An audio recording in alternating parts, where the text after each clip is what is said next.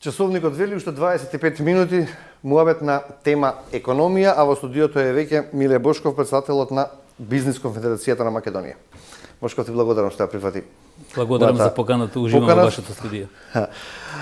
Секогаш убав муабетот, барем мене кога темите ми се економија, таква беше од првиот туризам, гранка на економијата, трговијата, еве сега и за бизнис климата во Македонија, но прво сакам да видам што искуства ќе земете од учеството на самитот Smart Expo 2026 кој што се одржа во Тајван, Тајпеј, кој што се одржа од 17 до 20 март годинава. Вие како представник од Македонија бевте дел од тоа бизнес случување. Што се случуваше таму? Виктор од трговија пред малку соопшти дека во Кина веќе од клупа во парк нарачуваат кафе преку дрон да им стигне. Што се случува во Тајван? Одлично искуство, да. Го слушав и Виктор и претходната говорничка. Кога се договаравме за прашањата, де факто потенцијалот на економијата ни е туризмот, земјоделието, електронската трговија и така натаму, присуството на онлайн пазарот на глобално ниво. Меѓутоа, едно друго искуство кое го носиме, поврзано со претходниот разговор. Во Тајван веќе роботи ги носат примероците на медицинските сестри, на докторите, за да не губат време одејки од лабораторија до пациентот или до одредено место каде што ги анализираат. Многу е битно, нема луѓе или луѓето се искористени за многу подобри работи? Луѓе има, меѓутоа луѓето знаат многу подобро да го користат времето, си го олеснуваат животот. Претходниот разговор беше за олеснување на животот на секој граѓанин, и оној кој е од страна на услугата и оној кој е од страна на клиент или на потрашувач. Главната цел, барем од експертите што се од дигитализацијата, вела дека вештачката интелигенција нема да ги смени луѓето, само ќе им помогне подобро да ги работат работите. Во оваа насока сакам да кажам дека дури во одредени проектни апликации или во одредени решенија и законски веќе е дозволено да учествува вештачката интелигенција за да може да го забрза процесот и да ги изнајде сите решенија. Кога станува збор за вештачката интелигенција, еден професор Стилиос од Универзитетот од Патра ми го даде најдобриот одговор. А тоа е вештачката интелигенција и пребарување на онлайн е де факто забрзување на процесот наместо секоја информација да ја бараме во библиотеките на универзитетите или во останатите библиотеки. И тука завршува мислата околу следење, конспирација, нарушување на приватност, исклучиво станува збор за забрзување на процесите и подобрување на услугата и подобрување на решенијата. Но да се вратам на Тајван, самит за паметни градови, дигитални технологии, одржлив развој. Да. И нормално дека граѓаните во сите држави и во нашава држава живеат на одредени локации, во градови, села и така натаму. Тие го насловиле саемот како саем на паметни градови, меѓутоа на паметно општество. И постојано се потпираат на податоците и на навиките. Кој како конзумира, кој каде оди, кој каде е небезбеден, кој каде може да биде подобро безбеден. И сето тоа е во средини во кои може да се учествува, да се контролира или да се подобри услугата од страна на државата, градот, селото и така натаму. Тоа е насоката, ги промовира сите можни решенија од најновата технологија, од паметна земјоделие до паметни градови, бидејќи и во градовите постои земјоделие и агрокултура или друга култура која го подобрува животот и чувството дека треба да се биде таму и таму треба да се остане. И она што за нас најважно, пред да почнеме да разговараме за дигитализација, нивните достигнувања и она што го збореше и Виктор и претходната говорничка, е дека се е поврзано со луѓето, чувствата на луѓето, придонесот кон општеството и улогата во општеството. И морам да се навратам пред некоја недела на економски факултет при УКИМ. Впечатлив беше говорот на академикот Камбовски, каде што вели ова е сосема друга тема, меѓутоа секогаш е поврзана со луѓето, а тоа е дека во Македонија помеѓу 80 и 90% од луѓето кои работат де факто не завршили, не били школувани за таа професија. Кога ќе направиме паралелизам или паралела која ќе повлечеме или линија на споредба, во Тајван имавме едно друго искуство, а тоа е луѓе излегуваат да бидат доктори за да лечат одредена бројка на луѓе, се вклучуваат во научно-истражувачка дејност, нормално во здравството, за да можат да помогнат на што поголем број на луѓе, вклучувајќи го нивното знаење и вештачката интелигенција или новите технички достигнувања. Така да, и ова ви благодарам за поканата, ова е на некој начин испраќање на порака за свеста и за кој каде ќе се наоѓа пред се пред огледалото наутро, а потоа и во општеството. Колку светот знае за македонската економија? Што вие како бизнис заедница промовиравте на тој сајм? Промовиравме дека сме заинтересирани да ги искористиме нивните знаења за да можеме понатаму и ние да бидеме дел од нивниот пазар. Ова е многу кратко, меѓутоа многу точно. Постојано ни се проткајуваат мисли како да настапиме, што да направиме. Сега ќе следи следниот месец договор за соработка со Тајванската асоциација за меѓународен бизнис и значи остварите средби. Имавме многу средби, меѓутоа нормално тие имаат онаа процедурална свест, проверуваат со кого работат, кој е, како е. Така е. И сметам дека ги освоивме симпатиите, сега треба да работиме покрај симпатиите, колку сме добри, колку се знаеме. Сега навистина треба да почнеме да делуваме. Баш претходно рече Виктор, или ќе мислиме дека сме добри, или навистина ќе почнеме да работиме.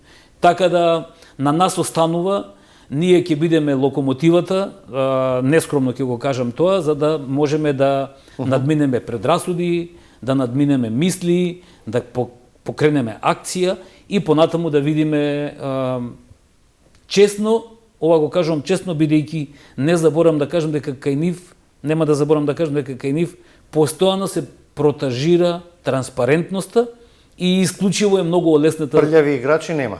Немат зошто да го прават тоа. Се грижат за самите себе си.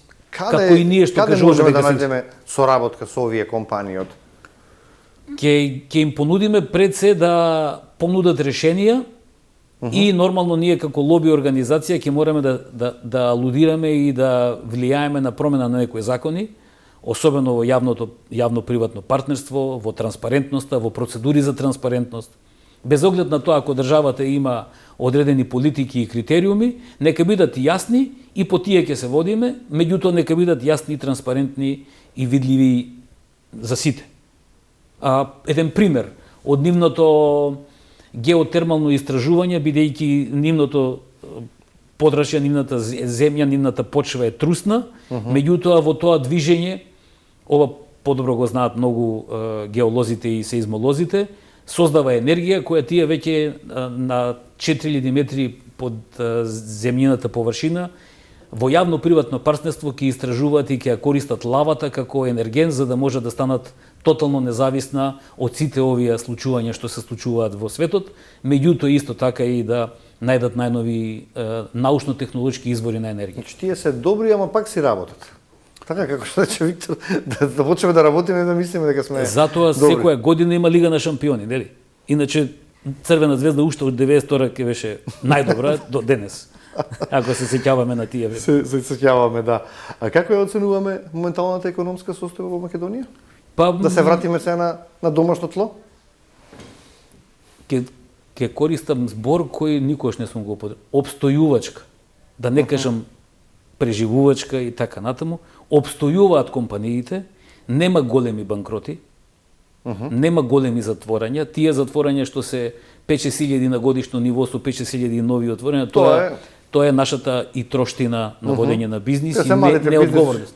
Да.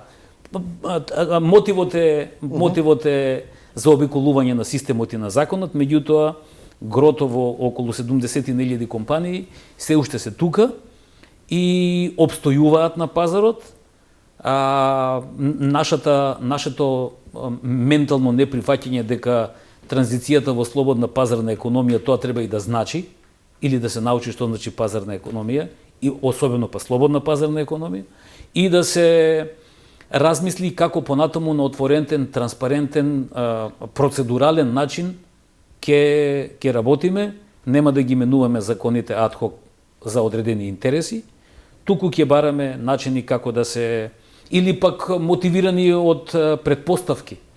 Имаме во моментот именување на закони мотивирани од предпоставки затоа што некој претходно правил нешто што не е во ред и сега предпоставуваме дека тоа не е во ред, а не е казнето, и сега тоа мораме да го искорениме. Тоа мора да го разговараме и ние решивме како организација дека ќе бидеме малце по фокусирање на анализирање на анализите. Баш така ќе кажам. Бидејќи одредени анализи и стратегии не соодесвуваат со нашата реалност. Граѓаните веќе почувствуваа негативни последици од глобалните случувања. Како се справува бизнисот со тоа? Во однос на нафтата, другите енергенси, природниот газ? Повторно ќе го искористам зборот. Итро, ама неодржливо. Ете, така можам да кажам. Ни се случува да бидеме зависни и тоа мора да ни биде јасно дека ние мораме, ова е порака по не знам кој пат, уште од ковид кризата и уште од големата светска економска криза, дека ние мораме да се подпираме на нашите производи и на нашите услуги, на нашиот потенцијал, на нашите извори и ресурси кои ги поседуваме. Води, реки, езера, земја, почва, луѓето и така натаму. Технологијата онаа колку што ја имаме, колку што ја знаеме, меѓутоа да бидеме фокусирани. Колку и да биде политиката лоша и неатрактивна, кога не оценуваат од надвор, меѓутоа ние мораме да покажеме дека си го сакаме и си го користиме своето. Социоекономски патриотизам да покажеме, па како и да звучи тоа, и кому да му се допаѓа и да не му се допаѓа, ние мораме да се освестиме дека работиме за нас, за нашите граѓани, да не ги делам. Така. Сите што сме тука. Да. Кои се предизвиците или проблемите, да ги кажеме сега, со кои се соочува бизнисот? Па, пред се мораме да кажеме дека недостасуваат пари. Недостасуваат пари затоа што недостасуваат дисциплина. И ова е на некој начин, благодарам уште еднаш, порака дека треба еднакви да бидат условите за работење во земјата и за јавниот сектор и за приватниот сектор. За да можеме да покажеме дека сме се освестили и дека можеме да водиме бизнис.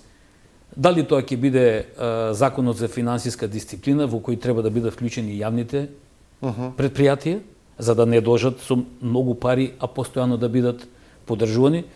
Државата му прави конкуренција на приватниот бизнис на тој начин. Од друга страна, мораме да добиеме полесен пристап до парите. Треба да размислуваме умно дека оние резерви кои ги имаме, денарски и девизни резерви во банките, дека тие треба да бидат партнерски пари од штедачите, дека може да се вклучува да се заеднички инвестиции. Сите оние кои имаат средства во банките, тие треба да бидат искористени, меѓутоа тие не знаат дека се потенцијални бизнис ангели. Зошто да не отидеме на таа страна? Да се оплодат. За тоа треба закон, знаење и транспарентна дигитална интелигенција. Ова е побарано од страна на властите? Па ние разговараме дека дигитализацијата може да биде насочена во многу насоки. Побарано е и пишано е. Од првото, од приватно јавно партнерство. Да бидат приоритет кога се прават тие приватни јавни партнерства, приоритет да бидат компаниите од Македонија. Ние и тоа е дури и во одговорното буџетирање, ама она што го кажавте сега пак ме однесе на страна на еден друг закон, а тоа е законот за буџетирање, закон за буџет, кој мора да се донесе што побрзо, затоа што на тој начин можеме транспарентно да планираме кои средства ќе ги трошиме, особено од даночните обврзници, како ќе ги планираме и да биде плански. Тоа ќе потикне јавно-приватно партнерство и заеднички јавно-приватни инвестиции. Работната сила ви е една од најголемите проблеми. Веќе почнавме да увезуваме работници, како да се затворат сите дупки. Па социјалниот диалог, работодавачите од целата бизнис фела, тивко полека и сигурно го губат наспроти барањата и капацитетот на синдикатите. Ово го одговорно го зборувам. А особено дека и состојбите на економијата и примањата во Македонија не се на задоволително ниво. Треба да имат повисоки плати? Ние секогаш сме за повисоки плати за оние кои може да ги платат. Да не бидам контрадикторен сам на себе, ние бевме од тие кои не се сложивме за зголемување на минималната плата, мислејќи постојано на самостојните вршители на дејност и на занаетчиите, но исто тие сме истите кои велиме дека доколку некоја компанија на корпоративно ниво, на менаџерско ниво, на сопственичко ниво има разбирање дека треба да ги задржи своите вработени, вклучувајќи ја и платата, тоа треба да го направи што поскоро, затоа што дел од парите наместо за инвестиции ќе одат кон агенциите кои посредуваат вработување на странци. Како ги губиме работниците во Македонија? Генерално со незнаење и со лош однос. Тоа е пред се. Од однос во компаниите и во јавниот сектор, па и надворешните услуги, секојдневно со кои се соочуваме во секојдневното живење. Да бидеме реални, може да бидат добра замена странците од Непал за македонските работници? Никогаш. Тие се дојдени тука само заради профит и заради преживување. Не се дојдени да го градат општеството. Па зошто тогаш не се настојува да се задржат македонските работници? Јас сериозно се потпирам на националната развојна стратегија, на свеста, соработуваме со луѓе во министерствата, во владата, во општината, со кои градиме доверба, сега уште да го одржиме зборот треба и да земеме да работиме оно што го кажавме на почетокот. Треба малце посветена работа, за да можеме да одбереме политики кои може да ни донесат стабилност, а понатаму да разговараме и за развој, за раст уште ние за развој треба многу пари, треба дигитализација на секој момент, она што го зборуваме веќе со години, да не кажам. Колку се потребна поддршка од државата за да се развијат компаниите? Најголема поддршка, дефинитивно. Да. Во однос на затоа што царини, не се само во прашање царините, тие се добро регулирани, да им честитаме, вчера има 35 години царинската управа, воведуваат нови стандарди, воведуваат нови технологии, меѓутоа за да можеме ние да увезуваме, да извезуваме стоки, треба да имаме развиена економија и треба да имаме паметни работодавачи, ете ќе ги тргнеме на страна јавните предпријатија, меѓутоа паметни работодавачи кои мора да наоѓаат начини да се информираат дека постои пазар, добро, за кој ние треба да се подготвуваме. Повторно ќе се вратам на Тајван, кога ме прашува што можеме ние да им понудиме, како анекдота, мисла како анекдота. Не дај Боже да побараат утре да купат уште едно парче или уште еден производ од нас. Завршуваме со капацитетот и со количините и затоа ние мораме да се подготвуваме за глобален пазар, глобална економија, за процеси кои може да го задоволат пазарот секојдневно таму кај што сакаме да го освоиме. Мораме да бидеме свесни за тоа. Кога рековте колку е позната прашањето, колку е позната македонската економија во светот, јас на вистина би сакал да остане позната во рамките на бившата држава и Бугарија, Грција, Албанија, каде што можеме да играме. Каде што може да стигнеме и каде што можеме на емотивна приказна да ги освоиме. Затоа што луѓето се толку многу информирани, толку многу производи има кои се стандардизирани, кои ние многу тешко можеме во оваа состојба, со ова знаење, со овие капацитети, многу тешко можеме да освоиме некој друг пазар. Треба да бидеме паметни да се задржиме тука. И нормално стратешките партнери и најголемиот економски партнер Германија и дел од земјите од Европската унија. Да, разнешаноста на европската економија ќе придонесе да немаме такви очекувања како што имавме за растот на македонската економија. Каде ја гледате? Како да го гледате развојот во следните 2-3 години? пораките што се случуваат сега, околу инвестициите со коридорот 10, со коридорот 8, железнички коридори и така натаму, ни даваат надеж дека имаме шанса малце да исчекориме. Сега ни требаат освојување на пазарот. Например, во логистиката треба да испратиме порака дека нема веќе да ги застануваме камионите и патниците на патарини. И тоа веднаш може да се случи. Во туризмот можеме да кажеме дека многу подобро и подобри услови се преку железничката станица во Скопје, оперативноста на едниот и на другиот аеродром, кој патем сега се реновира во Охрид. Тие се пораки кои може да ветат дека имаме шанса да фатиме приклучок. Да фатиме некаков си приклучок и да го привлечеме повторно овој пазар кој не заобиколува. Треба да бидеме многу умни. Државата мора да биде да биде информирана дека луѓето не стојат, прават одредени заобиколни коридори и треба да најдеме конкурентска предност каква и да е таа, што и да значи цени, пат, бесплатни услуги и така натаму, за да можеме да ги вратиме тие луѓе кои патуваат низ Македонија. Меѓутоа и треба да се потвреме и треба да разговараме. Одамна е заборавено дека одредени услуги во Македонија како потенцијал се заборавени, добриот дух, кулинарството, добриот однос, експертите кои ги имаме во одредени услуги, здравството и така натаму. Треба да работиме на истакнување на нашите капацитети. Ако Виктор го прашав за една порака да испрати до сите оние кои што сакаат да почнат со бизнис, која би била вашата порака на младите предприемачи?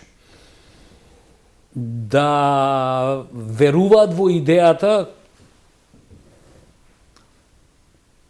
која имаат почнато да ја разговараат со нивните родители во детството. Што сакаш да бидеш кога ќе пораснеш? Многу се враќам на почетоци на меѓутоа тоа е најважното.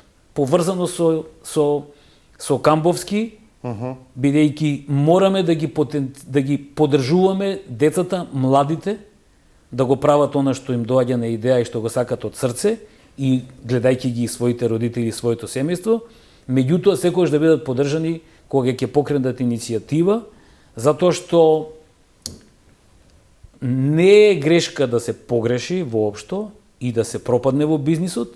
Многу поважно е да се направи една нова иницијатива, да се почне повторно. Во тој случај се гради искуство, никогаш не е крај, се гради искуство и се учествува активно и позитивно во бизнисот. Тоа е пораката до младите предприемачи. Со оваа порака ќе завршиме денешното студио 10. Благодарам за поканата. Почитувани, се надам како задржа вашето внимание и во овие речиси 120 минути. Останете со програмата на телевизија 24. За неколку минути почнуваат првите студиски вести. Од мене пријатно.